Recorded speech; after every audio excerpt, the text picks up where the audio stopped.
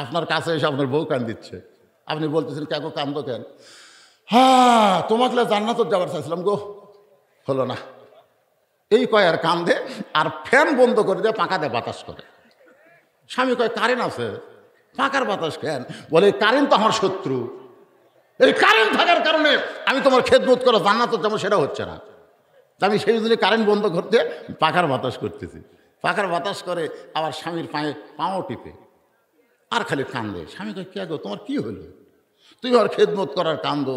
কয় কান্দার কারণ হলো ওই বুড়া বুড়ি, ওই বুড়া বুড়ি তোমার মার বাপ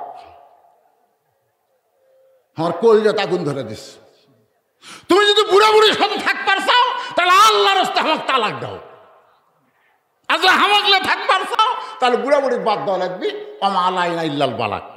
এখন তুমি বলো কোনটা আমল করবে? স্বামী এখন চিন্তা করতেছে, তুই অভিনয় করতেছ, চল্লাকাল বউ রাস্তার ঘুরতে রে, এই মরদ মানুষ, তুই ছেড়ে দিলে সকালে বিকালে বিয়ে করো, মরে গেলে তো সবাই বলবে ভাগ্য ভালো রে, জোয়ান বয়সে বউ মরছে, জোরে কোন কথা ঠিক। আর একটা টেস্ট করা হবে। লাভ ধরে বলতেছে তুই তালাক, তোর মাও তালাক, তোর 14 গোষ্ঠী তালাক, দরকারও বউ ছেড়ে দিব, এক মুহূর্তের জন্য বাপ মায়ের বিরুদ্ধে কথা শুনবো না। তোর কথা কন না কেন, কথা কন না কেন? অভিনয়, কত অভিনয় শিখছে এরা। জলাইখা রাজ দরবারে গিয়ে সেই কান্না। রাজ দরবারের বিচারক গুলো বলে, ওগো প্রধানমন্ত্রীর বিবি জুলাইখা, আপনি এমন করে কান্দেন কেন? জুলাইখা বলছে যে বহু কষ্টে আমার ইজ্জত বাঁচাইছি, বহু কষ্টে, বহু কষ্টে আমার ইজ্জত বাঁচাইছি। ইসু আমাকে অ্যাটেন্ড টু ধর্ষণ, মানে ধর্ষণ করবারই চাইছিল, কিন্তু বহু কষ্টে আমার ইজ্জত বাঁচাইছি, আমি ওই ধর্ষকের বিরুদ্ধে বিচার চাই।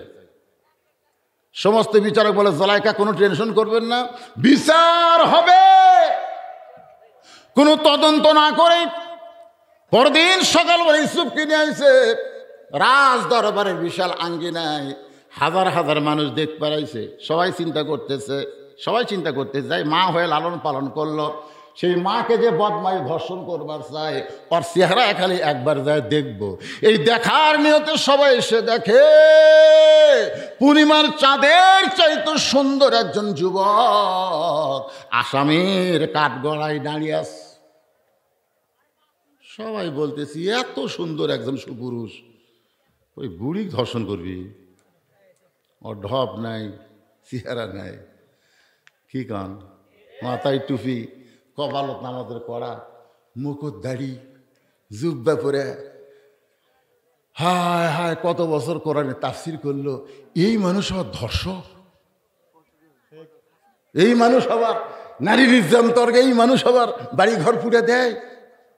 কি কন, একবার চেহারা দেখলে কি কথা কন না কেন ভাই রে? সমস্ত লোক ইউসুফের দিকে তাকায় বলতেছে এত সুন্দর একজন মানুষ, এই মানুষটা কোনোদিন ধর্ষক হতে পারে না, কিন্তু কি করবে? বিচারপতি বলতেছে, রে ইউসুফ, এত বড় নিমক হারাম তুমি কেন হইলা? যে তোমাকে মা হয়ে সন্তানের মতন লালন পালন করছে, সেই মারে তুমি ধর্ষণ করবার গেলা, তুমি এত বড় নিমক হারাম কেন? এমন সময় ইউসুফ নবী কাঁদতেছে। ইউসুফ নবী কি কাঁদতেছে? বাজানকে একটু মনোযোগ দিয়ে শুনবেন। গানটা হলো দয়ালের গান, কিন্তু গানটার মধ্যে খুব সুন্দর কথা আছে। গিয়াছিলাম ভবের বাজারে, ছয় চোরাতে চুরি কইরা আল্লাহ ধরলো আমারে।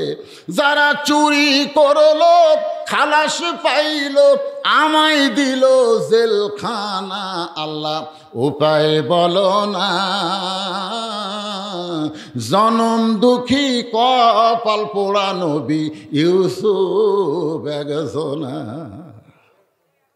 বিনা দোষেই দোষী কইরা, বিনা দোষে দোষী কইরা দিল জেলখানা। এই দুনিয়ার কপাল পোড়া নবী ইউসুফ একজন। আল্লাহ কা ইউসুফ রে, তুই কান্দিস না রে, কান্দিস না।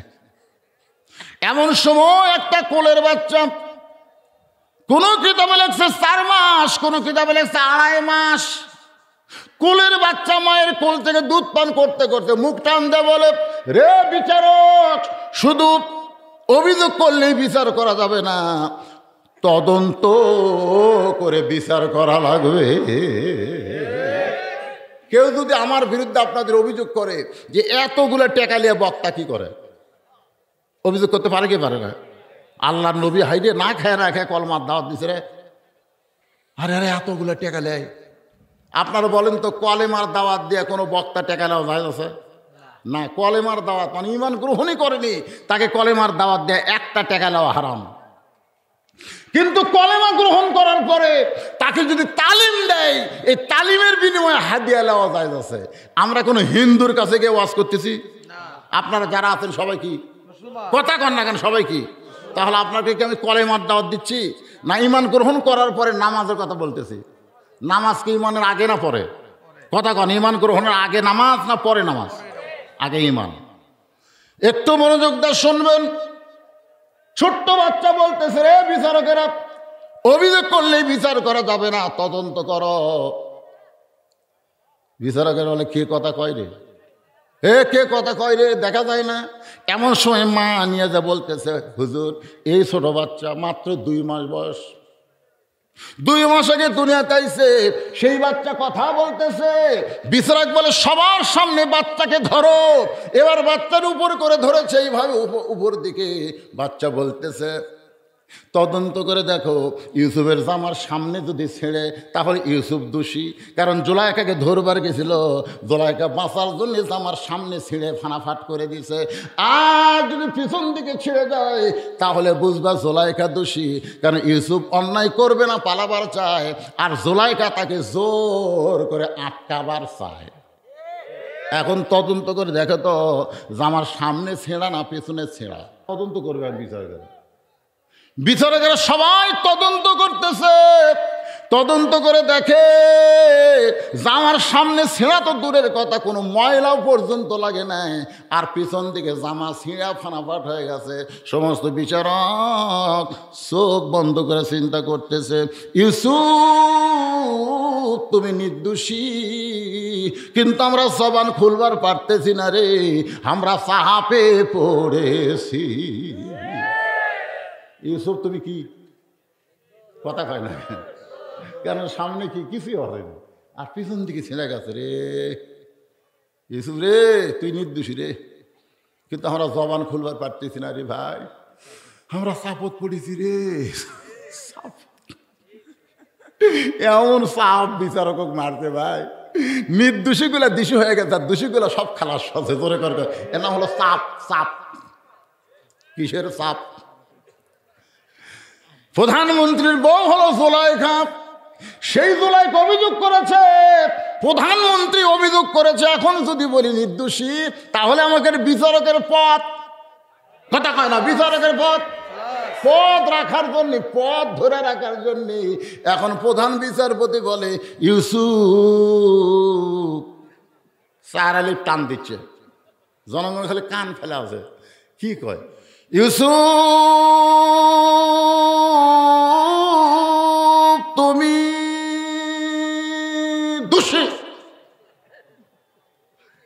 যেই কাছে দোষী তখন সবাই কয় কে রে, এটা কি রায় হলো রে? আল্লাহ কোরআনে বলেছে ইন্নামা ইয়াখশাল্লাহ মিন ইবাদিহিল উলামা, বান্দা সুমরা আলেম বান্দারা সবচাইতে আল্লাহকে বেশি ভয় করে। যে আলেম 50 বছর কোরআনে তাফসীর করে সে আলেম আবার কি সবাই জানে না? জানে না? যদি দোষীর জানতো তাহলে জানাজা এত মানুষ যেত, পৃথিবীর এত জায়গার জানাজা হতো, যেখানে জানাজা সেখানে লাখ লাখ লোক। কেরা হায় হায় রে, মিথ্যা দোষে দোষী হয় ইউসুফ জেলখানা।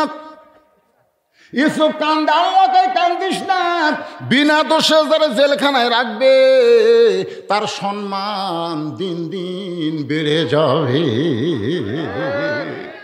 ঈশ্বর শেখদারক জেলখানাতে রাখছিল, আর সম্মান বাড়িছে না কমিছে? কথা কয় না, কারণ দোষী। আর আমির হামজা আপনাকে শেরপুর আমাকে বাদ দেয়, আমার কাছে আসে কয় হুজুর আমির হামজার ডেট লাগবে। ভিতরে আসলে সেটাই ভালো রে, বাইরে আমাকে খাওয়া মনে হয় বন্ধ হল। আল্লাহ, এইরকম যে সমস্ত আলেমেরা বিনা দোষে দোষী হইয়া জেলখানায়, এদের সম্মান আল্লাহ কমাচ্ছে না বাড়াচ্ছে? আরে একবার বার হওয়ার দেরে ভূমিকম্প উঠে যাবে। ধরে কোন কথা ঠিক কিনা? এই ছেলেরা, তোমরা নামাজেরা শুনবে না, খাড়া হয়ে থাকো কেবল। এ ফাঁকা হচ্ছে তো, এখন ভিতরে আসো। বেনামাজিরা সব চলে গেছে, এ শালারা যাওয়াই ভালো। কারণ আপনি বিশাল ধানের ঠিপ দেখতেছে, লাভ কি? লাভ কি রে? সবগুলো ধান না বাতাস দে, বাতাস দিয়ে দেখ কোনটা ধান কোনটা চিটা পাতান বার কর। বিশাল একটা ফ্যান এনে বাতাস শুরু করছে, চিটা পাতান সব উড়ে উড়ে যায়। এ থাকবো না, ধানের মতনই তো ঢপ। থাকিস না কে রে? ভিতরে মাল নাই, ভিতরে দানা নাই রে। যারকে দানা নাই এই শালারা কোনোদিনও নামাজের ওয়াজ শুনবি না। ধরে কোন কথা ঠিক কেনা? কারণ নামাজ নেই, বেঈমান। আর বেঈমানের কোনো ওয়াজ শুনানো যাবে? যারা মাগরিবের সব পড়েন নেই, আজ থেকে নিয়ত করেন, আমি ওয়াজ করছি যে মসজিদের উন্নয়ন। মসজিদের উন্নয়ন হলো, মসজিদ খালি সুন্দর করলে হবে না, এই মসজিদে মুসল্লি হওয়া লাগবে। ধরে কোন ঠিক? সেই সাইজ মসজিদ। আমি এশা নামাজ পড়লাম তো কি ঢপ, মসজিদের মেম্বরের দিকে তাকে দেখলাম কলজে ভরে গেল। যা একবারে এই গ্রামের মধ্যে এই সুন্দর একটা মেম্বর বানাচ্ছে এরা। আল্লাহ, মসজিদ যেমন সুন্দর, এই গ্রামের প্রত্যেকটা পুরুষকে তেমন সুন্দর মুসল্লি হিসাবে কবুল করো। জোরে কোন আমিন, জোরে বল আল্লাহুম্মা আমিন। আল্লাহর বান্দারা একটু মনোযোগ দেন। মাগরিবের 3 রাকাত নামাজ আমরা কেমনে পাইলাম এটা বলতেছি। এই বলার মধ্যে পুরুষ এবং নারী দুইজনের ওয়াজ চলতেছে। জোরে কোন কথা ঠিক কিনা? জুলাইখা কি নারী, ইউসুফ কি?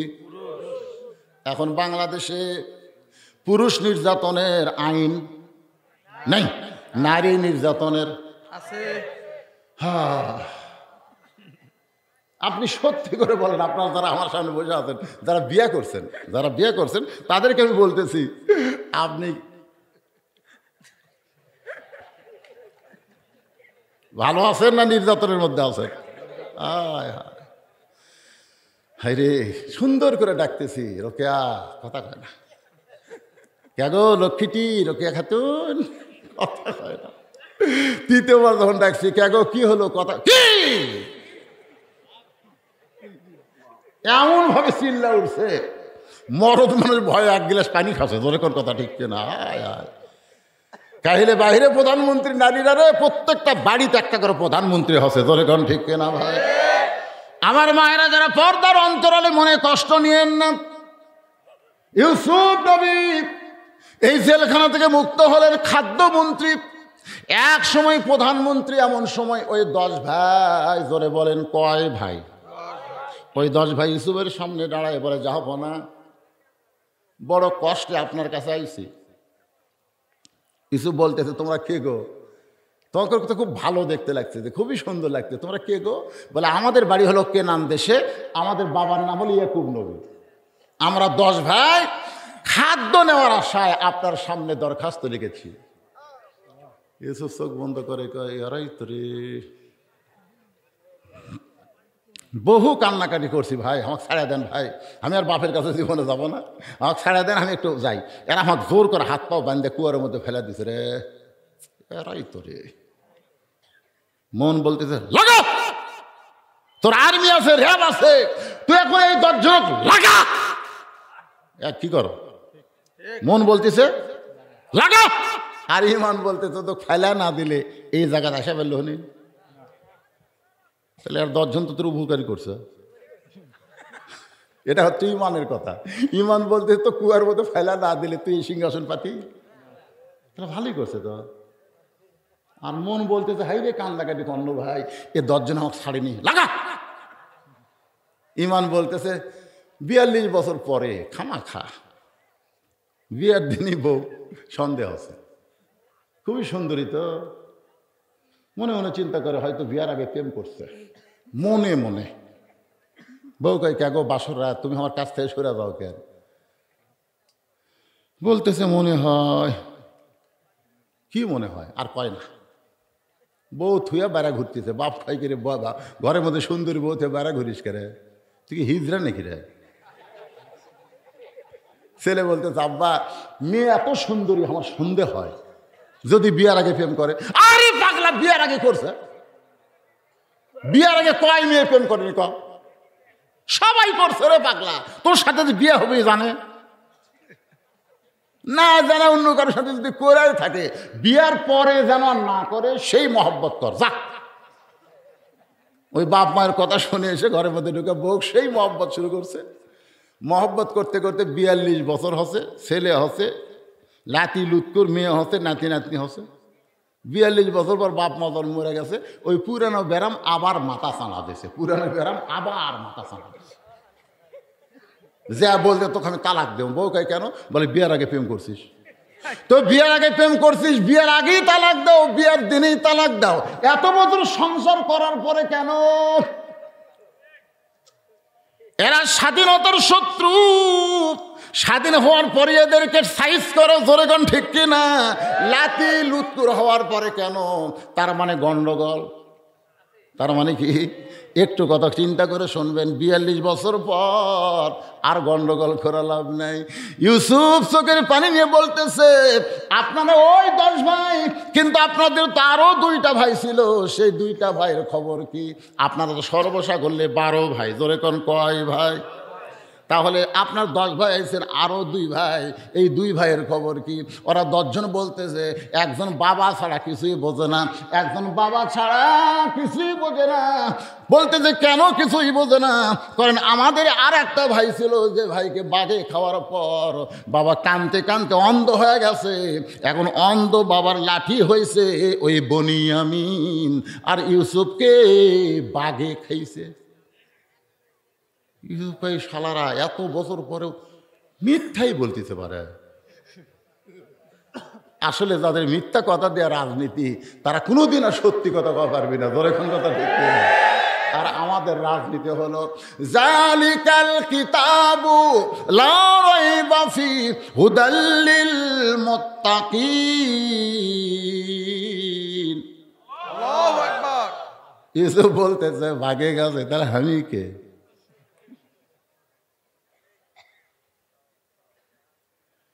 রানীকে ওরা 10 জনকে আপনি? আরে আমি ইউসুফ রে, হাত পা বান্ধে কুয়ার মধ্যে ফেলে দিল, মনে নাই? ওরা 10 জনকে আমরা যাই, যাওয়ার দরকার নাই। তোরা যা, আমি তাই না। যা, তোদেরকে মাফ করে দিলাম। বহু ঘটনা। মাগরিবের 3 রাকাত নামাজ কেমনে পাইলাম, এটা বলার জন্য আমি তড়ি ঘড়ি করে আপনাদের সামনে বলতে যে ভাই, ইউসুফ নবীর সঙ্গে ইয়াকুব নবীর মিলন হবে। ইন্নামা আমওয়ালুকুম আওলাদুকুম ফিতনা। আল্লাহ কোরআনে বলেছেন তোমাদের সম্পদ আর সন্তান হলো তোমাদের বিপদের কারণ। এত বছর পরে ইউসুফ ইয়াকুব নবীর দিকে আসতেছে। ইয়াকুব নবী 2খানা হাত বাড়ায় দিছে। আল্লাহ বলে ইয়াকুব রে, যে আল্লাহ আমি ইউসুফ রে তোর কোলে ফিরাই দিলাম, সে আল্লাহর শুকরিয়া কি তোর মধ্যে নাই? সঙ্গে সঙ্গে ইয়াকুব নবী শুকরিয়া তান 2 রাকাত নামাজ পড়ে।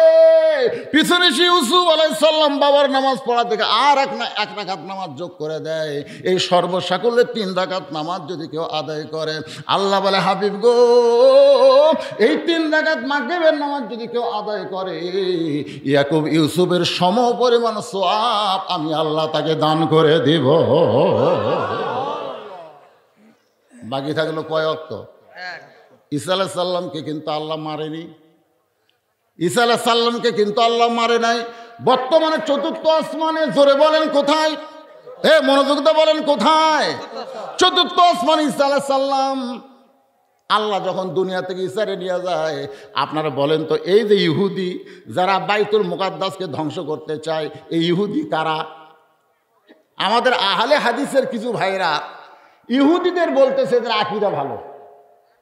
দেখবেন ইউটিউবে দেখবেন কতগুলো শয়তান ইহুদির পক্ষে, দেখেন কিভাবে কথা বলতেছে।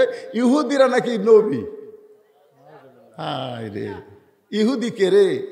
অনেকে বলতেছে বনি ইসরায়েল। বনি ইসরায়েল ইহুদি না। ইহুদি হচ্ছে ঈসা আলাইহিস সালামকে যারা নবী বলে স্বীকার করেনি, তারাই হচ্ছে ইহুদি। জোরে কোন কথা ঠিক না?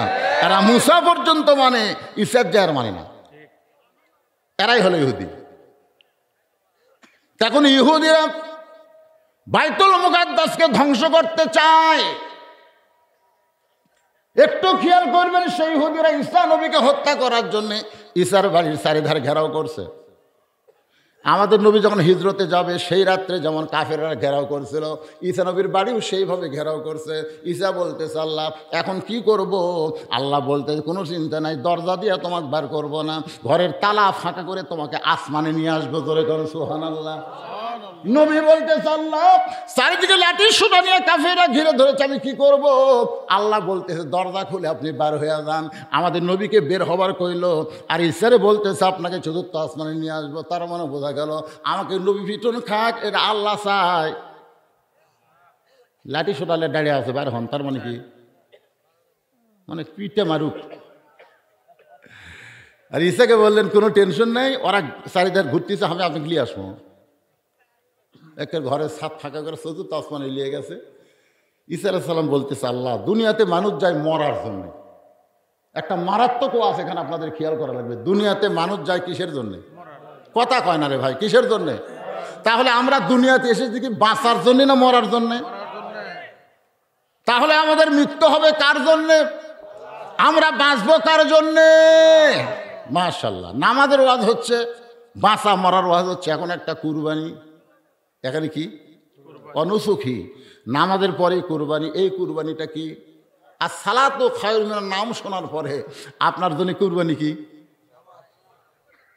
প্রথমে দৌড়ে যায় নামাজ পড়বেন, প্রথমে ল্যাপের ওতে উঠে যায় নামাজ।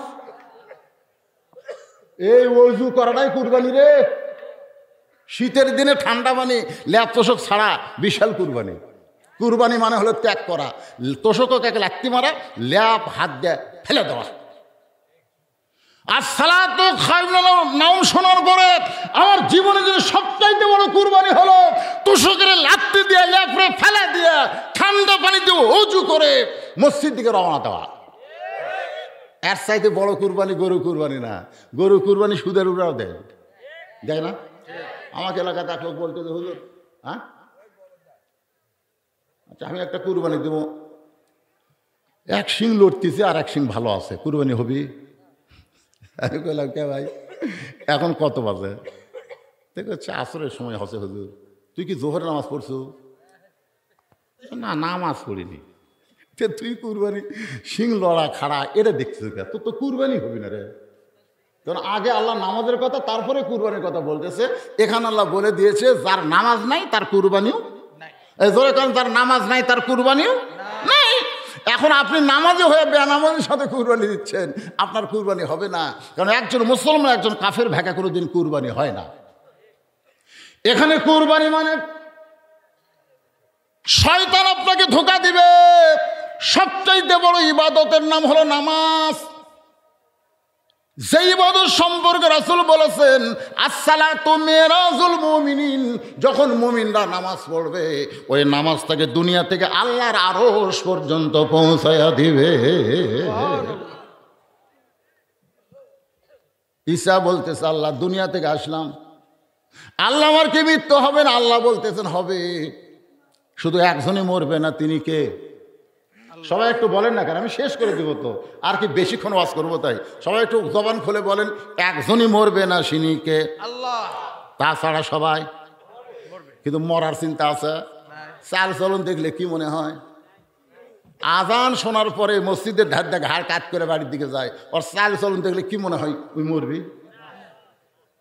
আল্লাহ রাসূল বলেছেন এক ওয়াক্ত নামাজ পড়ার পরে আর এক ওয়াক্ত নামাজ তুই পড়তে পারবে কিনা এই গ্যারান্টি কোনো মানুষ দিতে পারবে না। জোরে কোন কথা ঠিক কিনা? একটু চিন্তা করে শেষের কথাগুলো শুনবেন। ওয়াজের শেষ পয়েন্ট আমি কথা বলতেছি এশার নামাজ নিয়ে বাজান, একটু মনোযোগ দিয়ে শুনবেন। শুধুমাত্র আল্লাহ ছাড়া আল্লাহ কোরআনে বলেছেন কুল্লু মান আলাইহা ফানিউ ওয়া ইয়াবকা ওয়াজহু রাব্বিকা যুল জালালি ওয়াল ইকরাম। এমনকি যে আজরাইল আমাদের জান কবজ করে ইও কিন্তু মরবে। আপনাদের কি মনে হয় আজরাইল খাই মারবি না মরবি? আজরাইল বলতেছে আল্লাহ আর কেউ নাই। আল্লাহ বলে ভালো করে দেখ, ভালো করে দেখ আছে। আজরাইলকে না আল্লাহ আর কেউ নাই, তো আমি তন্ন তন্ন করে খুঁজেছি আল্লাহ কেউ নাই। আল্লাহ বলতেছে তুই কে? হায় হায় রে, আমি খুঁজবার যে আমার কথা মনই নাই। আল্লাহ কয় মর, আপনি মারেন কে? না তুই যেভাবে জান কবজ করছিস তোর জানটা তুই সেইভাবেই কবজ কর। আজরাইলকে আল্লাহ আমার জান শেষে আমার কবজ করা লাগবে, এটা আগে করলে এই দায়িত্ব আমি নিতাম না। আমি যে করা হোক আপনার কুদরতি পা ধরে হলো এই মানুষ মারার দায়িত্ব আমি নিতাম না। ঈসা বলতেছে আল্লাহ আমার মৃত্যু কখন হবে? আল্লাহ বলে ঈসা রে তোমাকে আবার দুনিয়াতে প্রেরণ করা হবে। ঈসা বলে নবী করে আবার প্রেরণ করবেন। আল্লাহ বলে নবী না, বিশ্ব নবীর উম্মত করে তোমাকে দুনিয়াতে প্রেরণ করব। যেই সময় বিশ্ব নবীর উম্মত সঙ্গে সঙ্গে ঈসা নবীর এক আমি ওর বাড়িতে পায়খানা করতে করতে চিন্তা করলাম যে আসলে তোর বাড়িটা খুব ভালো রে, তোর ভাগ্যটাও ভালো। কারণ আবু জেহেলের বাড়ি থেকে পশ্চিম দিকে 200 মিটার, কয়শো মিটার, 200 মিটার দূরে হচ্ছে কাবাঘর, আর পূর্ব দিকে 150 মিটার দূরে হচ্ছে আল্লাহর নবীর বাড়ি। তাহলে পশ্চিমে হচ্ছে লা ইলাহা ইল্লাল্লাহ, আর পূর্ব দিকে হচ্ছে মুহাম্মাদুর রাসূলুল্লাহ, মাঝখানে আবু জেহেল।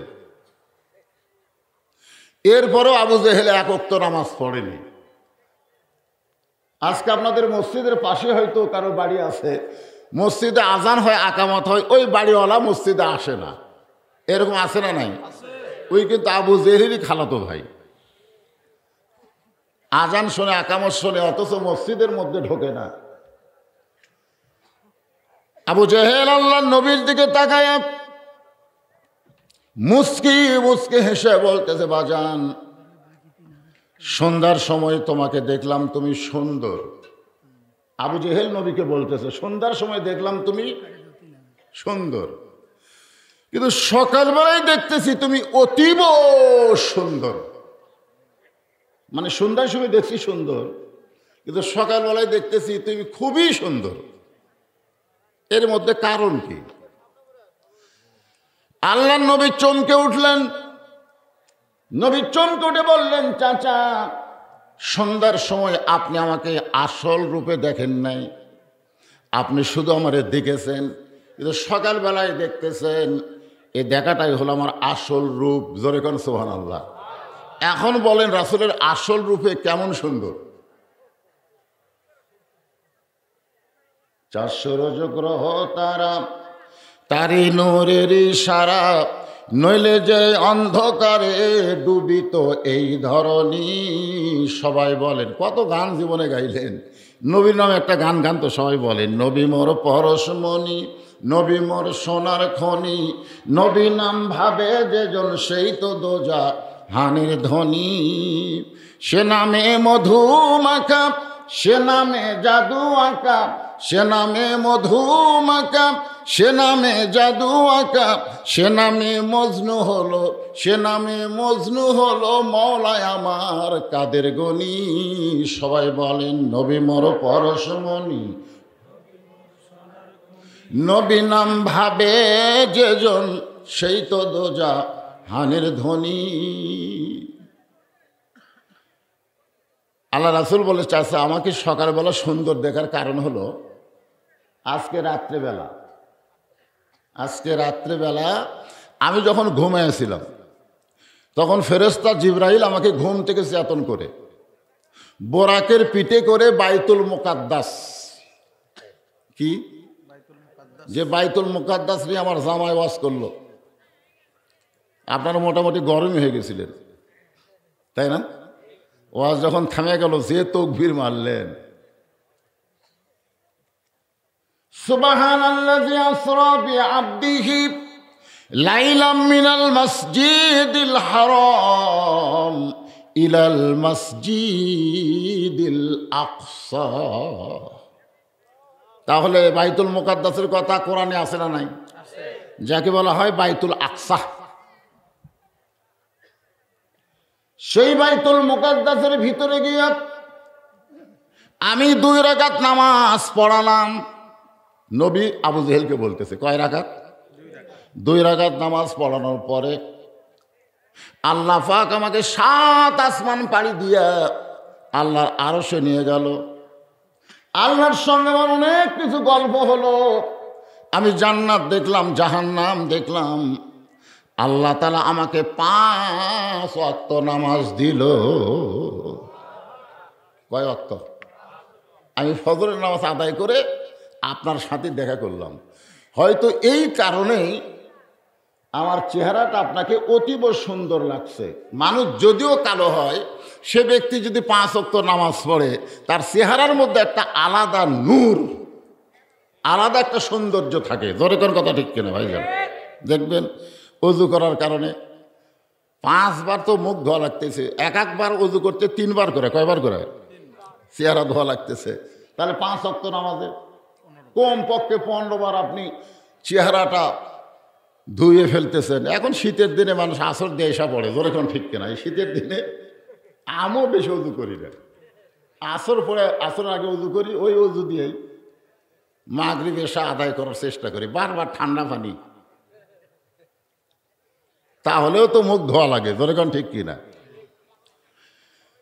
আবু জেহেল আল্লাহর নবীর দিকে তাকায় বলে, পাগল পাগল। নবী কয় কি? আবু জেহেল বলতেছে, তোর আল্লাহ তোরে 5 ওয়াক্ত নামাজ দিল না কয় ওয়াক্ত দিল? তুই আসমানে গেলি, জান্নাতে গেলি না জাহান্নামে গেলি, এইটা আমার বিষয় না। মক্কা থেকে বাইতুল মুকাদ্দাসে যাইতে লাগে 30 দিন, আসতে লাগে 30 দিন। যাইতে কয় দিন? আসতে 30 দিন। আমি দুইবার বাইতুল মুকাদ্দাসে গেছি, আর তুই আজকে রাত্রিবেলা বাইতুল মুকাদ্দাসে 2 রাকাত নামাজ পড়ালি? এই গাঁজাখুরি গল্প। এই কথা বলে আবু জেহেল নবীর কাছ থেকে দৌড় মারতেছে। আল্লাহ রাসূল বলে, চাচা আপনি দৌড় মারতেছেন কেন? আবু জেহেল বলতেছে, বহুদিন হলো চেষ্টা করতেছি তোকে আমার এলাকা থেকে বের করে দিব, কারণ কিছুদিন হলে আমি দেখতেছি মানুষগুলো এসে আমার বাড়ির দিকে থুতু দেয় আর তোর বাড়ির দিকে সালাম দেয়। আমার বাড়ির কাছে তুই থাকবি আর জনগণ তোকে সম্মান করবে, আমাকে করবে না। এই জন্য আমি চেষ্টা করতেছিলাম তোকে এলাকা ছাড়া করব। কিন্তু আজকে ইস্যু পাওয়া গেছে। ধরে কারণ কি পাওয়া গেছে? তোর মতন পাগলের সাথে বসবাস করা যাবে না। যেখানে যাইতে লাগে 30 দিন, আসতে লাগে 30 দিন, আর তুই আজকে রাত্রি সেখানে 2 রাকাত নামাজ পড়াইছিস। এই কথা বলে আবু জেহেল যখন দৌড় দেয়, পিছন দিক থেকে নবী ডাকতে বলে, চাচা আপনি আমার 1,00,000 বার পাগল বলেন, কিন্তু আমি যে পাগল এই কথা জনগণকে আপনি বলিয়েন না। আপনারা বলেন তো এই কথাকে আবু জেহেল শুনবে নাকি? এক দৌড়ে চলে গেছে আবু বকরের দরজায়। আবু বকর, আবু বকর। আবু জেহেল সকালবেলা বাড়ি থেকে চমকে উঠল। এত বড় নেতা সকালবেলায় আমার বাড়ির দরজায়, মনে হয় নেতার বিপদ হচ্ছে। মনে হয় নেতার, এত বড় নেতা, আমাকে যাওয়া লাগে নেতার কাছে, আর নেতা এসে আমার বাড়ির দরজায়। আপনারা দেখবেন মাঝে মধ্যে নেতাকে বিপদ আছে না নাই? ড্রাইভারে কয় ব্রেক কর। ড্রাইভার বলে, কেন স্যার? বলে, মানুষ আসতেছে, জগৎ পড়ে না। ড্রাইভার বলে, ওটা না ফকির। নেতা বলতেছে, এখন কোন সময় চলতেছে? এই সময় ফকিরেরও তো দাম, আমারও তাই দাম। ড্রাইভার গাড়ি থামা। গাড়ি থামাইলে নেতা নেমে বলতেছে, আসসালামু আলাইকুম চাচা, কেমন আছেন? ফকির খালি চারিদিকে তাকায়, কারে সালাম দিলে বেটা? আপনাকে দিলাম। আমি তো মানুষ না বাবা, আমি ফকির রে। আসলে ফকিরেরা কি মানুষ? আমার এলাকার এক ফকির মরে গেলে মুয়াজ্জিনকে বলেছে, ফকির মারা গেছে, জোহরের পরে জানাজা হবে, তুমি একটু ভাইকে বলে দাও। মুয়াজ্জিন বলতেছে, ভাই উত্তরপাড়ার ফকির মারা গেছে। উত্তরপাড়ার কি ফকির? ওই কি মানুষ না? আসলে মুয়াজ্জিন কথা বলছে, সত্য কথা বলেছে। আল্লাহ গানিয়ুন ওয়া আনতুমুল ফুকারা, এটা কোরআনের কথা। আল্লাহ হলো ধনী, বাদ বাকি আমরা সবাই হলাম ফকির। কোরআন হিসাবে আমরা কি? আরো জোরে, জোরসে বলুন। যারা বলতেছেন না তার মানে ধনী। এটা কি আমার বাপ দাদার কথা বলতেছি? আল্লাহর কোরআনের কথা বলতেছি। এই হিসাবে আমরা সবাই ফকির। না, ওরা খাওয়ার দরকার নাই। মহিলারা বাত, হিল্লা নেশা, মহিলা বাত। একটু মনোযোগ দিয়ে শুনবেন। আবু বকর চমকে গেল, এত বড় নেতা আমার বাড়ির দরজায়। দরজা খুলে বলে, নেতা খবর কি? আবু জেহেল বলতেছে, তোমার নবী যে পাগল হয়েছে তুমি জানো? কি কইছে? সঙ্গে সঙ্গে আবু বকর বলে, আবু জেহেল যেই কথা একবার বলেছো ওই কথা যদি আর একবার বলো।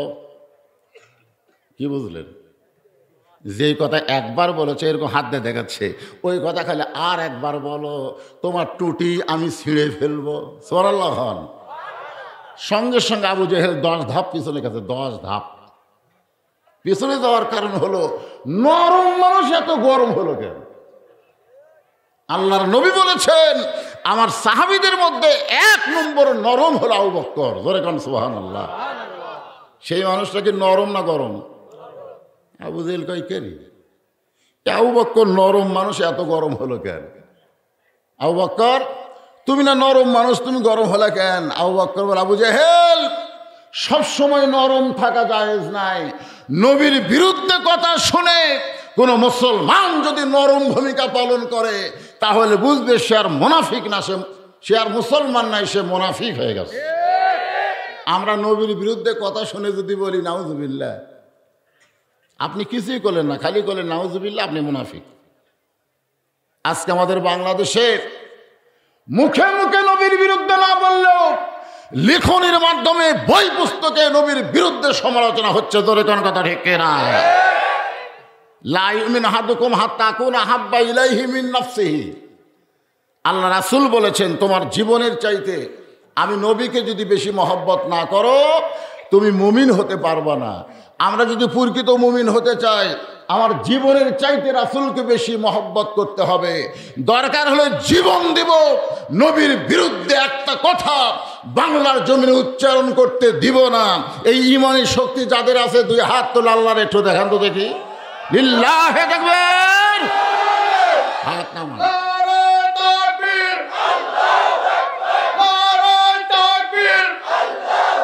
আমার নেতা তোমার নেতা। ঠিক আছে, 2 মাইক হলে হবে, স্পিকার একটাই থাকা লাগবে। ডবল স্পিকার হলে অসুবিধা। আলহামদুলিল্লাহ, আল্লাহর নবী পাগল হয়েছে এই কথা শোনার পর আবু বকর কি নরম না গরম? গরমের সাইজ কি? খালি আর একবার বল দেখি। এক দৌড় আবু বকর নবীর কাছে। নবী তখন কাবা ঘরের সঙ্গে হেলান দিয়া ছোট বাচ্চার মতন কাঁদতেছে। আবু বকর নবীর চোখের পানি মুছে দিয়ে বলে, রাসূলুল্লাহ আজকের দিন আপনার জন্য খুশির দিন, আপনি কেন কাঁদতেছেন? হুজুর আপনি আল্লাহর আরশে গেলেন, আল্লাহ পাক আপনাকে 5 ওয়াক্ত নামাজ দিল, এরপরেও আপনি কেন কাঁদতেছেন? নবী চমকে বলে, আবু বকর এই খবর তোমারে কে দিছে? আবু বকর বলতেছে, আবু জেহেল দিছে। রাসূলকে আবু বকর তোমার কি বিশ্বাস হয়? আবু বকর বলে, রাসূলুল্লাহ এক বিন্দু মিথ্যা নয়। সঙ্গে সঙ্গে নবী চোখের পানি মুছে বলতেছে, আবু বকর তোমার যখন বিশ্বাস হয় সাদ্দাক্তা ইয়া রাসূলুল্লাহ শব্দ বলার সঙ্গে সঙ্গে আমার আর কোনো দুঃখ নেই। সুবহানাল্লাহ। সুবহানাল্লাহ জোরে কওয়া যায় না? এমন সময় আস্তে আস্তে সাহাবীরা নবীকে ঘিরে ধরলো। সমস্ত সাহাবীরা বলতেছে, ইয়া রাসূলুল্লাহ আজকে রাত্রে বেলায় আপনি নাকি আল্লাহর আরশে গেছিলেন, আল্লাহ পাকের সঙ্গে নাকি আপনার মেরাজ হলো, আল্লাহ পাক আপনাকে 5 ওয়াক্ত নামাজ দিল। ইন্না সলাতি ওয়া নুসুকি ওয়া মাহইয়ায়া ওয়া মামাতি লিল্লাহি রাব্বিল। আবার একটা সূরা আছে, ছোট্ট সূরা, দেখেন, ইন্না আতাইনাকাল কাউসার ফাসাল্লি লিরাব্বিকা ওয়ানহার ইন্না শানিআকা হুয়াল আবতার। এর নাম কি? সূরা কাউসার। কেউ যদি কাউসারের পানি পান করতে চাও তাকে 2টা আমল করা লাগবে। 1 নম্বর আমল হচ্ছে আল্লাহর নামাজ, আর 2 নম্বর আমল হলো কুরবানি। ওই আয়াতের মধ্যে কাউসার উল্লেখ নাই, কিন্তু নামাজ আর কুরবানির কথা আছে। আর এই সূরার মধ্যে কাউসারের পানি যদি পান করতে চান, হাসর হবে তামার সানি, উম্মত বলবেন পানি পানি, সেই কঠিন দিনে নবী বিনে পানি দেওয়ার সাধ্য কারো নাই, সেই পানির পেয়ালা হলো কাউসারের পেয়ালা। ইমাম গাজ্জালি বলেছেন এক পেয়ালা হাউজে কাউসারের এক পেয়ালা পানি খেয়ে কেউ যদি জাহান্নামেও যায়, আল্লাহ জাহান্নামকে জান্নাত বানায় দেবে। এখন বলেন হাউজে কাউসারের পানির পাওয়ার আছে না নাই? কিন্তু এই পানি সবাই পাবে না। যারা নামাজ পড়েনি, এশা পড়েনি, মাগরিব পড়েনি, ফজরও পড়বি না, এদের খেলে ওয়াজ শোনা হবে কিন্তু পানি পাবি না। এখন কাউসারের পানিকে আমরা পান করতে চাই, জোরে এখন পান কি করতে চাই? তাহলে নামাজ ছাড়া কোনো গতি। এই জন্য নামাজ একটু মনোযোগ দিয়ে শুনবেন। সমস্ত সাহাবীরা বললেন, ইয়া রাসূলুল্লাহ, 5 ওয়াক্ত। 5 ওয়াক্ত মানে কি? সময়। ওয়াক্ত মানে সময়। 24 ঘন্টার মধ্যে 5টা সময় আল্লাহর খুব পছন্দ। 24 ঘন্টা, দিন রাত কয় ঘন্টা? 24 ঘন্টার মধ্যে সব সময় আল্লাহর পছন্দ না, 5টা সময় আল্লাহর খুব পছন্দ। এই পছন্দনীয় সময়ে 5টা নামাজ আল্লাহ আমাদেরকে দান করেছে। সুবহানাল্লাহ। 1 নম্বর যেটা খুব কঠিন, এখন শীতের দিনে যে নামাজের আজানে মুয়াজ্জিন বলে আসসালাতু খায়রুম মিনান নাওম। আল্লাহর নবী বললেন সাহাবীরা রে, এই ফজরের নামাজ যখন আল্লাহ আমাকে দেয়, ফজরের ফরজ হলো 2 রাকাত। আমি বললাম, মাবুদ, আমার উম্মতেরাই ফজরের নামাজ যখন আদায় করবে, আল্লাহ বলেন শুধু আদায় করলে হবে না, জামাতের সঙ্গে আদায় করা লাগবে। ফজরের নামাজ কেউ যদি বাড়িতে আদায় করে, জামাত আদায় করে না, রাসূল বলেছেন ওই ব্যক্তির মৃত্যু হবে মুনাফিকের মৃত্যু।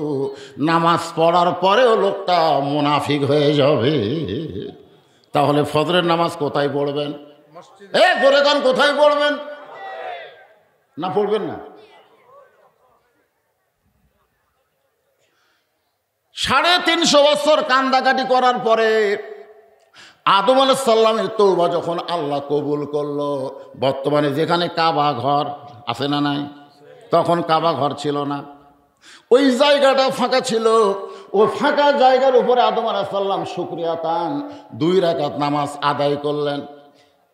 2 রাকাত নামাজ আল্লাহর কাছে এতই ভালো লাগলো, আল্লাহ বললেন, নবী গো, আপনার উম্মতেরা ফজরের 2 রাকাত ফরজ নামাজ যখন জামাতের সঙ্গে আদায় করবে, আদম আলাইহিস সালামের সম পরিমাণ সওয়াব আল্লাহ তার আমল নামায় দিয়ে দিবে। কত বছর কানছে? 350 বছর। ও বাবা রে, আমার কি হবি রে, এই কয়ে কানছে? কি কয়ে কানছে? কোরআনে আল্লাহ উল্লেখ করে দিয়েছেন। আমার সঙ্গে সবাই পড়েন, আদমের সন্তান না আমরা, বনি আদম, সবাই পড়েন রব্বানা, পড়েন রব্বানা যালামনা আনফুসানা ওয়া ইল্লাম তাগফির লানা ওয়া তারহামনা লানাকুনান্না মিনাল খাসিরিন। আল্লাহর নবী বললেন, আমাদের জাতির পিতা হযরত ইব্রাহিম চড়কের উপরে বাবা আজ রশি ধরে টানতেছে, নিচে নমরুদের চুলার আগুন দাও দাও করে জ্বলতেছে, বাবা টানতেছে ছেলেকে বাঁচানোর জন্য না আগুনে ফেলে দেওয়ার জন্যে? কারণ আগুনে ফেলে দেওয়ার জন্যে না বাঁচানোর জন্য? বাঁচানোর জন্যে। আজ পর্যন্ত এটাই বুঝলেন। ইব্রাহিম আলাইহিস সালাম যখন চড়কের উপরে বসা, ওই সময় আজর রশি টানতেছে। আজর ইব্রাহিমের বাবা রশি টানতেছে কি বাঁচানোর জন্যে না ফেলে দেওয়ার জন্যে? আপনারা বলেন তো, যেই বাবা তার সন্তানকে আগুনের মধ্যে ফেলে দিবার চায়, এটা কি ভালো বাপ না খারাপ বাপ? ভালো। আজকে নমরুদের আগুন নয়, জাহান্নামের আগুনকে তার সন্তানকে ফেলে দিবার চায়। আপনারা বলেন তো, এই বাবা কেমন বাপ? যে বাবা নিজে নামাজ পড়ে, ছেলের নামাজের কথা কয় না, বলে বয়স হলে ঠিকই পড়বে। হুজুর বয়স কখন? আমার মতো বয়স হোক, যখন হবে চামড়া ঢিল, আল্লাহর সঙ্গে দিবে মিল। আপনারা বলেন তো, সব ইবাদত দেরি করে ধরলেও চলবে, কিন্তু নামাজ এইটা দেরি চলবে না বাজান। সরকারি চাকরির মতো হচ্ছে নামাজ। 7 বছর থেকে নামাজের তালিম দেওয়া লাগবে, কিভাবে নিয়ত বাঁধবে, কিভাবে হাত বাঁধবে, কিভাবে রুকু করবে, কিভাবে সেজদা করবে। এই তালিম হবে 7 বছর থেকে। আর 10 বছরে তাকে জোর করে নামাজ ধরাতে হবে। এ আইন কার? আরো জোরে বলেন। তাহলে আপনি নিজে বাবা হয়ে নামাজ পড়েন, আপনার আইডিয়া নামাজ পড়ে না। এই যে খালি ঘুর ঘুর করে ঘরে দেখেন, একটাও বসে না, খালি ঘোরে। কতগুলো ছেলে বাড়ি থেকে বের হয়েছে আজকে মাহফিলের কথা বলে, কতগুলো মেয়েরাও বের হয়েছে মাহফিলের কথা বলে, কিন্তু একজনও মাহফিলে নাই। ওরা খালি মিস কল মারতেছে। জোরে কম ঠিক কিনা ভাই?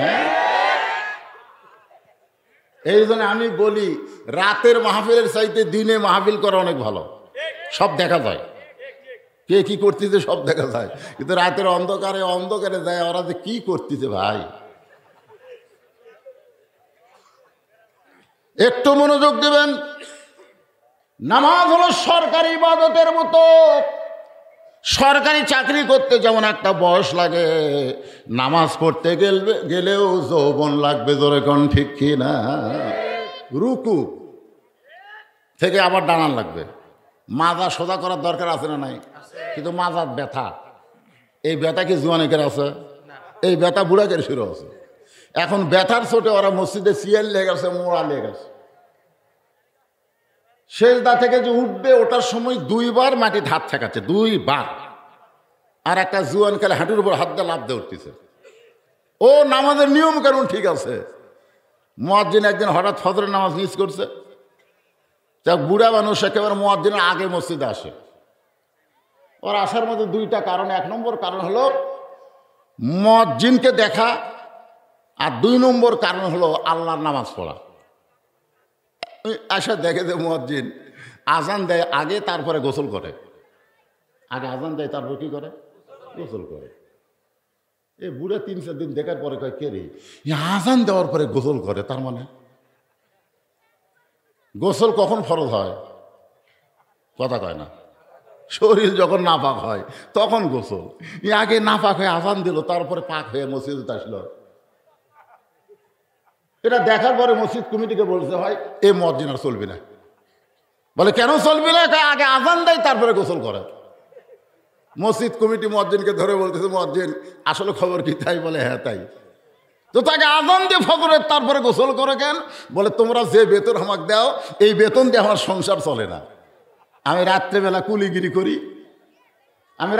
কুলিগিরি করি, চাতালের বস্তা বস্তা ধান আমি গোডাউনে তুলি, গোটা শরীর আমার মাখা যায়।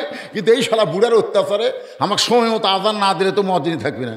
এই জন্য আগে আজান দিয়ে তারপরে গোসল করি। আগে গোসল করবার গেলে 2 মিনিট পরে যদি আজান দেয় আমার চাকরি শেষ। সমস্ত মুসল্লিরা কাঁদতেছে। আজকে মসজিদের অধিকাংশ মুয়াজ্জিন এইভাবে কষ্টে আছে। জোরে কোন কথা ঠিক কিনা? অথচ আল্লাহর নবী বলেছেন, বেলাল তুমি আমার কাছে আসো। বেলাল যখন নবীর কাছে যায়, নবী বললেন, বেলাল তুমি তো আমার চাইতে আধ হাত খাটো। বেলাল বলে, হুজুর আপনি হলেন ইমাম, আমি হলাম মুয়াজ্জিন। আপনি লম্বা হয় ভালো, আমি খাটো হয় ভালো। আল্লাহ রাসূল বলে, বেলাল দুনিয়াতে তুমি আমার চাইতে আধ হাত খাটো হলে কি হবে? হাসরের ময়দানে আল্লাহ তাআলা আমার চাইতেও তোমাকে 1 হাত লম্বা করে দিবে। বেলাল বলে, হুজুর আপনার চাইতে আমার লম্বা করার কারণ কি? রাসূল বললেন, যারা মসজিদের 5 ওয়াক্ত নামাজের আজান দেয় তাদেরকে আল্লাহ হাসরে এত বড় সম্মান দিবে, শুধু মাথায় লম্বা করবে না, তার মাথায় একটা নূরের টুপি আল্লাহ পরায়া দিবে। এখন বলেন, ইসলামী মুয়াজ্জিনের সম্মান আছে না নাই? কিন্তু বাংলাদেশে আছে। খালি মসজিদে ময়লা দেয়, মুয়াজ্জিন সাহেব এই মসজিদে ময়লা কেন দেয়? আজকে আমাদের বাংলাদেশে এইরকম অবস্থা হওয়ার পিছনে কারণ আছে। এই কারণগুলো আপনারা মাগরিবের নামাজের সময় পাবেন। এখন আলোচনা হচ্ছে জোহরের নামাজ। জোরে কোন নামাজ? বাবা টানতেছে আর ইব্রাহিম নবী চড়কে বসে কাঁদতেছে। ফেরেশতা জিবরাইল এসে বলতেছে, ওগো আল্লাহর নবী, নিচে আগুন জ্বলা থেকে আপনি কাঁদতেছেন। আপনি যদি চান, আল্লাহ আমাকে 600 পাখা দিছে, একটা পাখার বাতাস দিব, আগুনের চুলা সাগরে গিয়ে নিভে যাবে। ইব্রাহিম বলে, জিব্রাইল তুই যে কথা বললি তওবা কর। জিব্রাইল বলে, তওবা কেন? তুই যে বললি আপনি যদি চান, তুই বলতো আমি তোর কাছে চাবো না আল্লাহর কাছে চাবো? আমার ঈমান বলতেছে নমরুদ আগুনের চুলা জ্বালাবার পারে, কিন্তু পোড়ানোর ক্ষমতা কার হাতে? তাহলে সকলে বলেন হাসবি আল্লাহু নিমাল ওয়াকিল অনিমাল মাওলা অনিমান নাসির। আগুনের চুলার মধ্যে পড়ে গেল, আগুন শান্তির বাগান হয়ে গেল। আগুনকে যখন শান্তির বাগান পায়, ইব্রাহিম নবী শুকরিয়া তার 4 রাকাত নামাজ আদায় করে। আল্লাহ বলে, হাবিব ওই আগুনের চুলার মধ্যে শান্তির বাগান পাইয়া ইব্রাহিম নবী যে 4 রাকাত নামাজ পড়েছে, ওই 4 রাকাত নামাজ আমি আল্লাহ যত্ন করে রাইখা দিয়েছি। আজকে আপনার উম্মতের জন্যে আমি জোহরের 4 রাকাত ফরজ করে দিলাম। আপনার উম্মতেরা জোহরের 4 রাকাত ফরজ নামাজ যখন জামাতের সঙ্গে আদায় করবে, ইব্রাহিম নবীর সমপরিমাণ সওয়াব আমি আল্লাহ দান করে দিব। নবী বললেন, সাহাবীরা রে, আসরের 4 রাকাত ফরজ নামাজ আল্লাহ যখন আমার দান করতেছে, দিয়ে বলে, আল্লাহ এই আসরের 4 রাকাত ফরজ আদায় করলে আমি আপনার উম্মতের প্রতি কেমন খুশি হব, আপনি কি শুনবেন না? নবী বলে, আল্লাহ আমি আমার জন্যে না, আমি হলাম আমার উম্মতের জন্যে। সুবহানাল্লাহ। আপনি আমার ব্যাপারে শত খুশির কথা বলেন, আমি খুশি হব না, কিন্তু আমার উম্মতের ব্যাপারে আপনি খুশির কথা বলেন, আমার কলিজা খুশি হয়ে যাবে। এখন বলেন নবী কার জন্যে? একবার হযরত বেলাল বললেন, ইয়া রাসূলুল্লাহ আমি মরে গেলে কবরে আমাকে 3টা প্রশ্ন করবে। জোরে কোন কয়টা? আর আপনি কবরে গেলে কয়টা করবে? তা আল্লাহ রাসূল বলতেছে, বেলাল তোমার কি মনে হয়?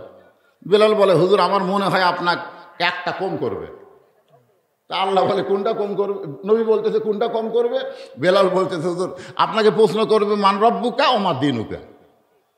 এই 2 প্রশ্ন মুনকির নাকির আপনাকে করবে, কিন্তু অমান নাবিউকা এই প্রশ্ন করবে না, কারণ আপনি তো নবী। নবী কানলেন আর বললেন, বেলাল রে, তোমাদের ভাগ্য এত ভালো, তোমাকে নবী আছে, আর আমার ভাগ্য কত খারাপ রে, আমার কোনো নবী নাই রে। নিদানে আখেরাতে তরাইতে পলসিরাতে কান্ডারি হইয়া নবী। সবাই বলেন, নিদানে আখেরাতে তরাইতে পলসিরাতে কান্ডারি হইয়া নবী পার করিবেন সেই তরণী। সবাই বলেন, নবী মোর পরশমণি, নবী মোর সোনার খনি, নবী নাম ভাবে যেজন সেই তো দোজা হানের ধ্বনি। আল্লাহ বলেন, হাবিব রে, আসরের 4 রাকাত নামাজ আদায় করলে আপনার উম্মতের আমি আল্লাহ কেমন খুশি হব, তাহলে শোনেন। আপনার ওপর যেই কোরআন আমি নাজিল করেছি, এই কোরআনের মধ্যে একটা নবীর নাম আল্লাহ সবচাইতে বেশিবার আলোচনা করেছে। আপনার বলেন তো সেই নবীর নাম কি? দেখেন, কোরআন কিন্তু আমাদের নবীর উপর আল্লাহ নাজিল করছে, কিন্তু আমাদের নবীর চাইতেও মুসা নবীর নাম আল্লাহ কোরআনে বেশি আলোচনা করছে। আপনারা আমার এই ওয়াজ শুনতেন, সমস্ত নবীরাই হলো বুদ্ধিমান, আর চালাক নবী কয়টা? 2টা। এই মুসা আলাইহিস সালাম একদিন তুরু পর্বতে গিয়ে আল্লাহকে বলতেছে, আল্লাহ আমার যা আছে আপনার তা নাই। আল্লাহকে কি কইলি? মুসা বলতেছে, আল্লাহ চিন্তা ভাবনা করেই কইছি, আমার যা আছে আপনার তা নাই। আল্লাহ বলে, মুসা তোমার কি আছে সেইটা আমি আল্লাহর নাই। মুসা বলতেছে, আল্লাহ আমার মৃত্যু আছে কিন্তু আপনার মৃত্যু নেই।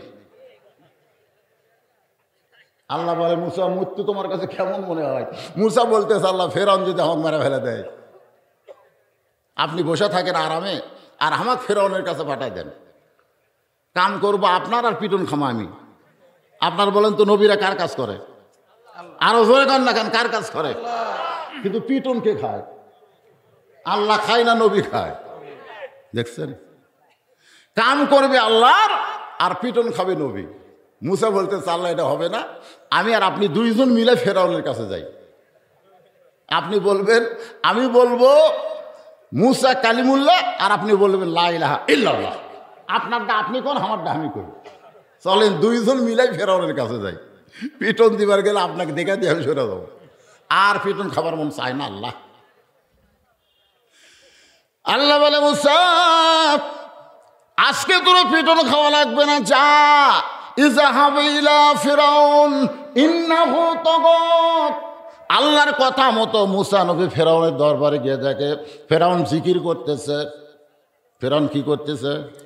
আমার দয়াল বাবার দরবারেতে কেউ ফিরে না খালি হাতে।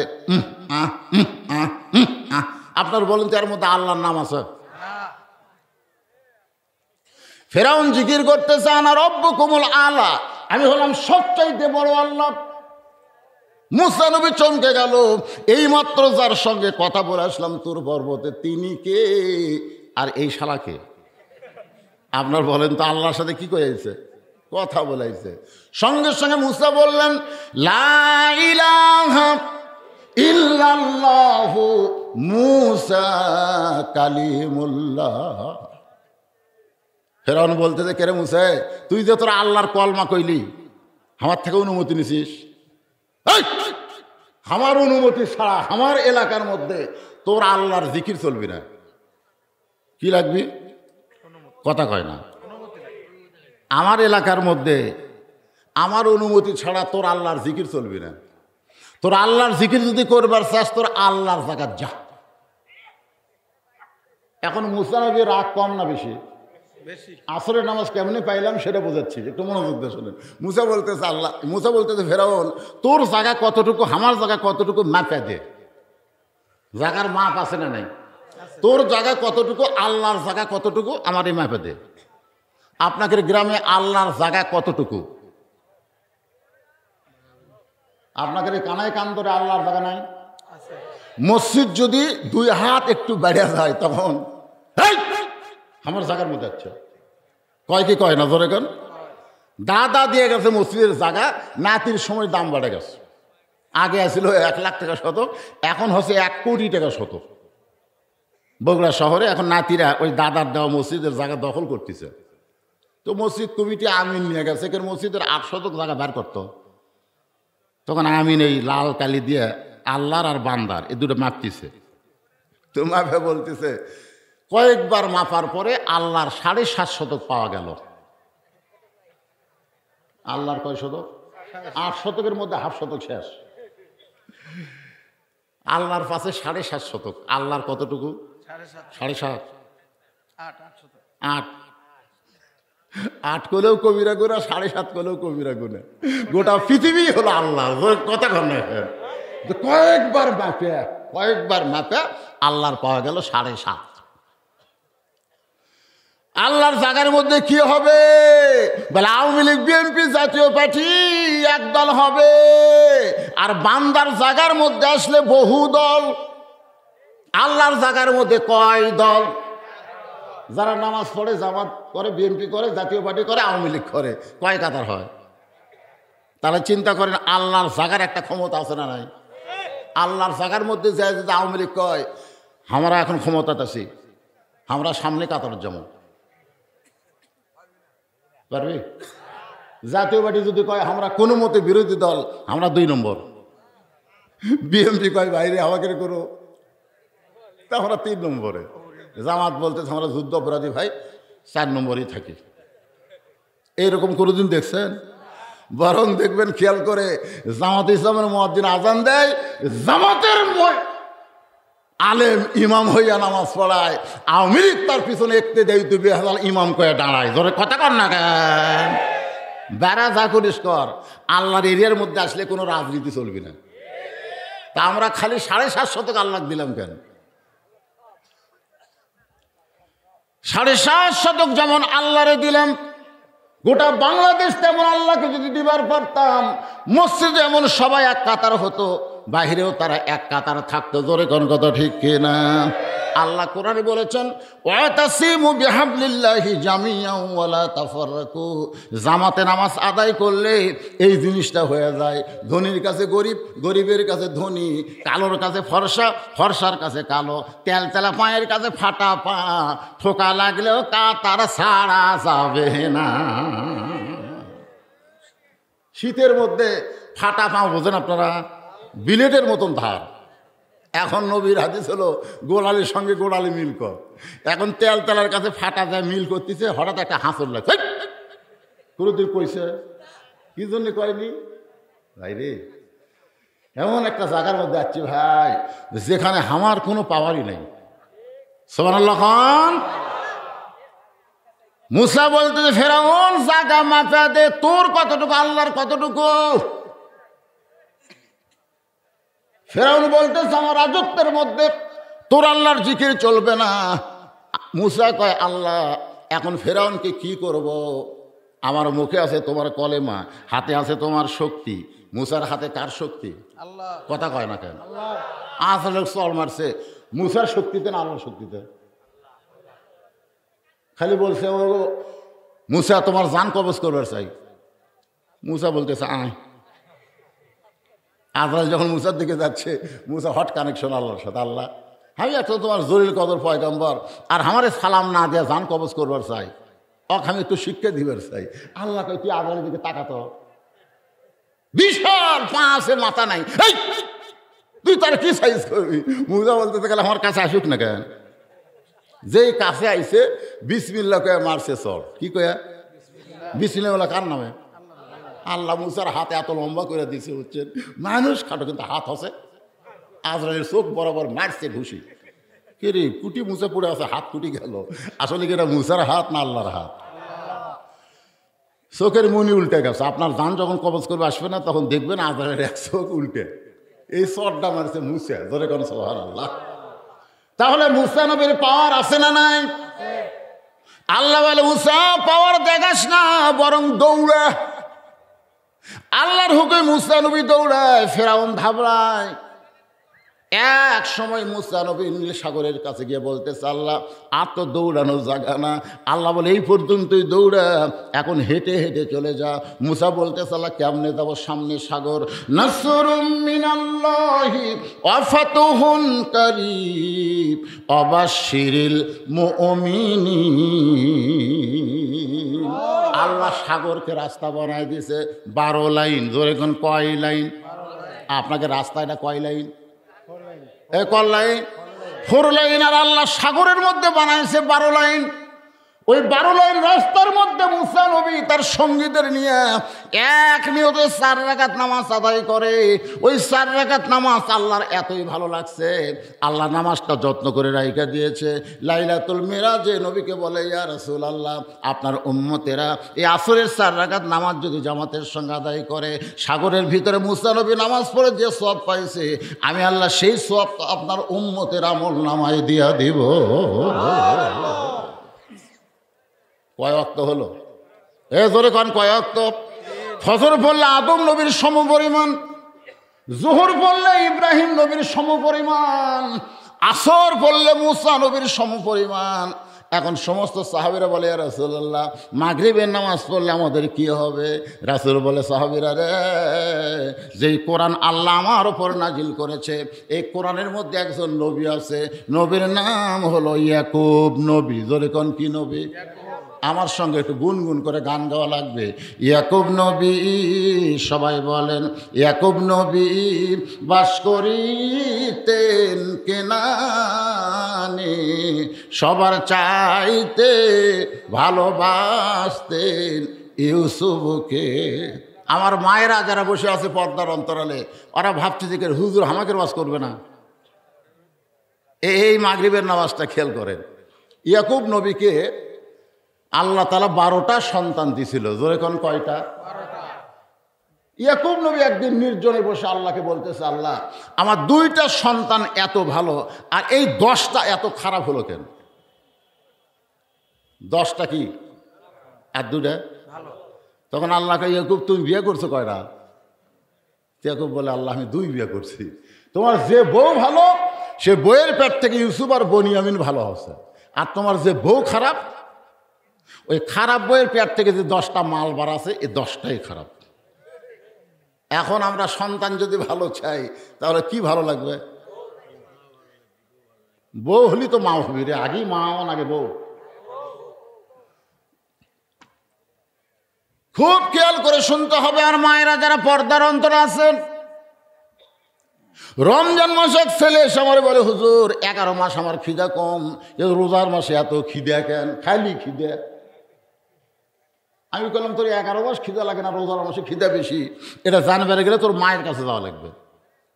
বলে হুজুর মা কেমনি জানবে? খালি যাই বল তোর মা কি মেসা থাকে? হ্যাঁ। তো মায়ের কাছে বলতেছে মা 11 মাস আমার খিদা কম, রোজার মাসে এত খিদা কেন? তখন মা বলতেছে তোর দাদি এই সর্বনাশ করছে। রমজান মাস শেষে তোর দাদি আমারে বলতেছে বৌমা খবরদার রোজা রাখবো না, তুমি রোজা রাখলে পেটেরটা শুকা যাবে, খালি তুই কি তাজা খাওয়ার জন্যে রোজার মাসে আমি খাইছি রে। এই জন্যই পেটের মধ্য থেকে তোর খাওয়ার অভ্যাস আছে, তুই বেড়ে আসার না খেয়ে থাকতে পারবি। এই জন্য একজন নেপোলিয়ান বলেছে ভালো একটা সন্তান যদি চাও ভালো একটা মায়ের দরকার। আজকে অধিকাংশ সন্তান খারাপ হওয়ার পিছনে কারণ হলো আমাদের মাগুলো খারাপ। জোরে কোন কথা ঠিক কিনা? মাগুলো খারাপ। আজকে যে ঘোরে নামাজের ওয়াজ ভালো লাগতেছে না, মানে নামাজও সালারা পড়ে না। নামাজ যারা পড়বে না জীবনে নামাজের ওয়াজ এদের ভালো লাগবে না। যারা সুদ খায়, সুদের বিরুদ্ধে ওয়াজ করলে তার কলিজার মধ্যে পাও দেওয়া হয়। জোরে কোন কথা ঠিক কিনা? যারা ঘুষ খায়, ঘুষের বিরুদ্ধে ওয়াজ করলে ওদের মনে হয় মাথাতে আগুন ধরে। এখন বক্তা ওয়াজ করবি কোনটা? মসজিদে গিয়ে জুমার দিনে বলতেছে যে সুদের 1 টাকা খায়, মায়ের সঙ্গে 42 বার জিনা করার গুনাহ হয়, কিসের খেলে? ইমাম কয় কে রে, আমি সুদের বিরুদ্ধে ওয়াজ করি, কেশের গলার মধ্যে পোকা ঢুকলো নাকি? আবার যেই শুরু করছে কেশের। নামাজ শেষ করে বলতেছি ইমাম সাহেব মাস পুরো হচ্ছে, কোচে এখনো 10 দিন বাকি, গোটা মাসের বেতন লাগা। ইমাম কয় চাচা আমার দোষ কি? বলে আমার বিরুদ্ধে ওয়াজ করিস, তার মানে আমি একটু সুদ খাই, সুদের বিরুদ্ধে বললে আমার বিরুদ্ধে যায়। ইমাম সাহেব বললে চাচা আপনি যদি সুদ খান এ কথা আগে জানলে আমি সুদের বিরুদ্ধে কোনো তো ওয়াজ করতাম না। কিসের বলতে 500 বেড়া দিলাম যা। আজকে মসজিদের মধ্যে ইমাম সাহেব আল্লাহর কোরআন নবীর বিধান মতন কথা বলতে পারতেছে না, কেশিয়ারের অত্যাচারে, সভাপতির অত্যাচারে, সেক্রেটারির অত্যাচারে। ধরে কোন কথা ঠিক কিনা ভাই? খুঁজলে দেখেন এই লোকগুলাই মসজিদ কমিটির বেশি জায়গা পায়। একটু মনোযোগ দিয়ে শুনবেন। অথবা সবিল হক, হক কথা বলতে হবে। নামাজ যদি আপনার জীবনে না থাকে আপনি যত বড়ই মানুষ হন না কেন, লা সালাতা লা ঈমানা, যার নামাজ নাই তার কি নাই? ঈমান নাই। লা সালাতা লা দীনা, যার নামাজ নাই তার কোনো ধর্ম নাই। হিন্দুদের জন্য মন্দির বানাইছে, ওরা মাঝে মধ্যে মন্দিরে যায়। খ্রিস্টানের জন্য গির্জা বানাইছে, মাঝে মধ্যে গির্জায় যায়। ইহুদের জন্য প্যাগোড়া বানাইছে, মাঝে মধ্যে প্যাগোড়ায় যায়। কিন্তু মুসলমানের মধ্যে এমন নামধারী মুসলমান এত বড় হইয়া গেছে এখন পর্যন্ত মসজিদের মধ্যে ঢোকে না। আছে না নাই? ধরে কোন আছে না নাই? একটু মনোযোগ দিয়ে শুনবেন। মাগরিবে 3 রাকাত নামাজ পড়লে আমাদের কতটুকু লাভ হবে এটা বোঝানোর জন্য বলতেছি। ইয়াকুব নবী আল্লাহর কাছে কাঁদতেছে, আল্লাহ আমার 2টা সন্তান এত ভালো আর এই 10টা খারাপ কেন হলো? আল্লাহ বলে ইয়াকুব রে, সন্তান ভালো মন্দ হওয়ার পেছনে তোমার কোনো দোষ নাই, দোষ হলো তোমার বইয়ের। দোষ কার? তোমার যে 10টা সন্তান খারাপ। কেমন খারাপ? রক্ত মাখা জামা নিয়ে বাবার কাছে এসে বলতেছে 4 রাকাত সালাতুশ শুকুর বিশ্ব নবীর উম্মত হওয়ার কারণে আদায় করেছে। ওই 4 রাকাত নামাজ আল্লাহর এতই ভালো লাগে, আল্লাহ উম্মতে মুহাম্মাদের জন্য এশার 4 রাকাত ফরজ হিসেবে আল্লাহ দিয়ে দেয়। এশার 4 রাকাত ফরজ নামাজ জামাত আদায় করবে, ঈসা নবীর সমপরিমাণ সওয়াব আল্লাহ দান করে দিবে। এখন আপনারা বলেন এই 5 ওয়াক্তের মধ্যে কোনটা বাদ দেওয়া যায়? ফজর দেওয়া যাবে নাকি? এই যারা যে কয়জন আছেন মসজিদের উন্নয়ন হলো, আজকে কারা কারা ফজরের নামাজ পড়বেন 2 হাত তুলে একটু আল্লাহকে দেখান তো। যদি বেঁচে থাকেন আর ফজর আগে যদি মরে যান তাহলে দায়িত্ব নেই। টান টান করে তোলেন না কেন ভাই? টান টান করে তোলেন তো দেখি। লিল্লাহে তাকবীর, হাত নামান। আজকে আপনাদের মাহফিল সার্থক। মসজিদ টাইস ফাইস দিয়ে কাম হবে। আগের বর্তমান প্রধানমন্ত্রী 564 মসজিদ বানিয়ে দিচ্ছে। কি রে, একটা মসজিদ খালি রাস্তার ধারে থাইরে উঁচে ভাই, এই সিয়ার ফাইটিরা উঠতে পারতেছে না। যারা সিয়ারের নামাজ পড়ে তারা কয় হুজুর যে উঁচে এত সিঁড়ি বয় ওটাই কঠিন। প্রধানমন্ত্রী একটা কাম ভালো করছে, উঁচিয়াত মসজিদ বানিয়ে দিচ্ছে। একমাত্র যুবক ছাড়া বুড়া কেড়ে খাওয়া নেই, যখন ঠিক কেনা হয়। তো মসজিদ বানাছে, আপনারাও মসজিদের জন্য উন্নয়নে মাহফিল। হ্যাঁ হ্যাঁ, উন্নয়ন কিরে, এই যে আজকের উন্নয়ন হলো, সবাই ফজর নামাজ পড়বে। এই মসজিদের আহাল, এই মসজিদে আজান দিলে যারা নামাজ পড়েন তারা কারা কারা আছেন একটু হাত তোলেন তো দেখি। এগুলো সবগুলো লোক কোথা থেকে আসছিল রে? আচ্ছা হাত নামান। এই মসজিদের না, অন্য মসজিদ থেকে আহাল হয়ে যারা আজকের ওয়াজে আইছেন তারা কারা কারা একটু হাত তোলেন তো দেখি। ও বুঝেছি, সব বাইরের লোক। তাহলে আপনাদের মসজিদের উন্নয়ন হলো? লোক কিনা নাই, ও আত্মীয় স্বজন আছে সেদিন। আলহাস ওই দে সঙ্গে কথা কেছেন আমাদের দিন। আজকে আমরা দোয়া করে দেব, আগামীকাল আমাদের দিন। আপনার বলেন তো 5 ওয়াক্তের মধ্যে জুম্মা আছে নাই? কারণ জুম্মার নামাজ আসমানে আল্লাহ দেয়নি, জুম্মার নামাজ আল্লাহ দুনিয়াতে দিছে। লাইলাতুল মেরাজে যে 5 ওয়াক্ত দিছে, সেই 5 ওয়াক্ত হলো নামাজ, আর জুম্মার নামাজ এটা দুনিয়াতে আল্লাহ দিছে। আমি 5 ওয়াক্তের উপর ওয়াজ করলাম, এই 5 ওয়াক্ত ধরেন। আল্লাহ পাক কবুল করুন। সকলে ইস্তেগফার পড়ে, এই মোনাজাত করে যাবো আমরা সবাই, সবাই ইস্তেগফার পড়েন। জি কালেকশন যা করার দরকার জামাই করে হয়েছে। সভাপতি বলেনি, না বলে এত বসে আছে কোন ভাই? কোন কোন দেন, পকেটের থেকে দিবেন না বাকি দিবেন, যেটা দিবেন কোন? মানে আমি জানি এমনি তো টপ টপ করে আসার পর থেকে আমি দেখতেছি টপ টপ করে পড়তেছে, জোরে কোন কথা ঠিক করে। আমি পরে বুঝলাম যে মাঝে মাঝে ফাঁকা হওয়ার কারণে ওটি পড়তেছে টপ টপ করে। এইরকম শীতের দিনে এইরকম রাত করে মাহফিল করা ঠিক না। 11টার মধ্যে মাহফিল কভার করে দিবেন, ফজরের নামাজ মানুষ জামাতের সাথে পড়বে। আমাকে তুলেই দিলেন রাত 10:15 দিকে। চিন্তা করেন, এখন বাজতেছে প্রায় 12:30 বাজে যাবে এখন। এত দীর্ঘ রাত। সভাপতি সাহেব বলেন বলেন। হ্যাঁ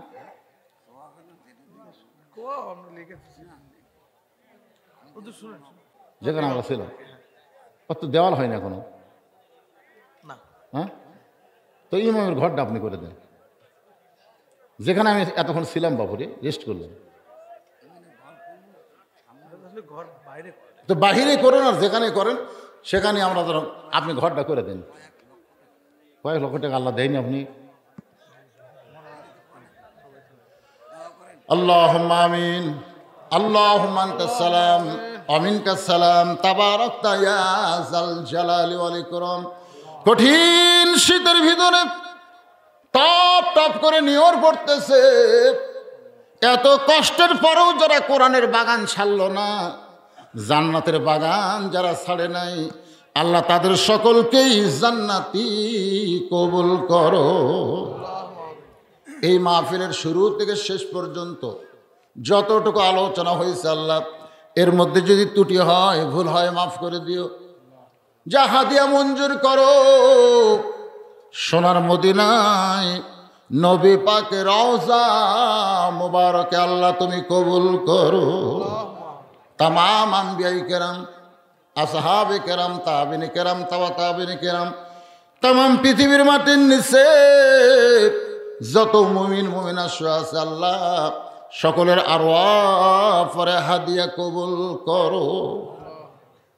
আল্লাহ তোমার মসজিদের জায়গা দিয়ে, মসজিদ নির্মাণ করার ভিতর দিয়ে অনেকেই দুনিয়া থেকে চলে গেছে আল্লাহ, এই মসজিদের ওসিলায় তাদের কবরকে জান্নাতের টুকরা বানিয়ে দাও আল্লাহ। আল্লাহ আমরা যারা হাত তুলেছি, আমাদের ভিতরে যাদের জনম দুঃখনী মা এই দুনিয়া থেকে চিরদিনের জন্য বিদায় নিয়েছে আল্লাহ, আমি সহ যাদের মা কবরে গেছে, মেহেরবানি করে মায়ের কবর জান্নাতের টুকরা বানায় দাও।